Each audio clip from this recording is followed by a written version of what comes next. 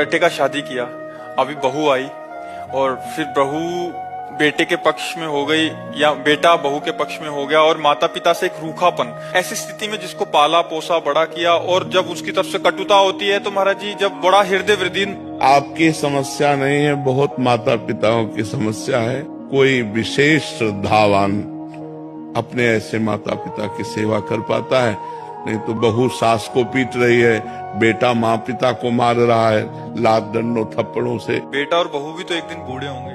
हाँ, देखो, अगर हम अपने माता पिता को कष्ट देते हैं तो हमारे जो पुत्र होंगे वो हमको उससे 100 गुना बढ़ के कष्ट देंगे, क्योंकि वो ब्याज भी तो मिलेगा।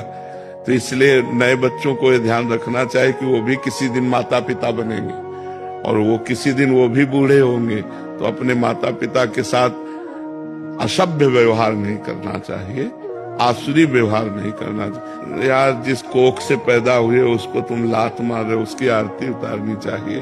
तो हमें लगता है आज हमारे नौजवानों को अध्यात्म श्रवण करने की आवश्यकता है।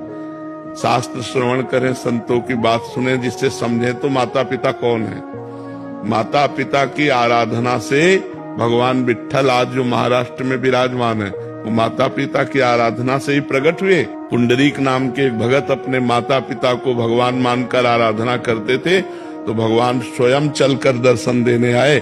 जो विट्ठल रूप में है ना, वो स्वयं दर्शन देने आए। माता पिता की आराधना भगवान की आराधना है, पर कलयुगी बच्चे नहीं समझ पा रहे हैं। वो अपने माता पिता को दुख दे रहे, तो उनके बच्चे उनको दुख देंगे। पक्का समझो, ब्याज सहित मिलेगा। यहाँ सब कुछ ब्याज सहित मिलता है।